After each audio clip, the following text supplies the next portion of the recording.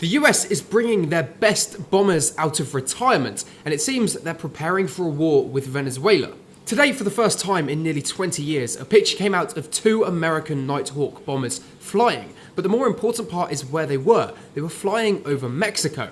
And in fact, not only were these bombers flying in the direction of Venezuela, but the picture showed them being refueled, which suggested that the US is testing to see if they are mission ready still. Now, these bombers did retire back in 2008, and they haven't flown since then. But to be fair, they were some of the best bombers in the world at the time. And these bombers were used in Kosovo, Afghanistan, and the First Gulf War. And in those wars, they did prove that they were some of the best bombers. They were really effective. And of course, if the US was preparing for a war with Russia, for example, they wouldn't dream of bringing these bombers out of retirement. These bombers are outdated compared to modern technology, and they would just be shot down by Russia. But because Venezuela is a far less developed country, a lot of people are saying that the US can get away with bringing them out of retirement because Venezuela wouldn't be able to attack them. And to be fair, the US would have a good reason to do that. It would mean that the US can still use their B-2 bombers, for example, for more important missions like the Middle East and other countries. Of course, it's very early days. All we've got at the moment is just a picture of these two Nighthawks refueling.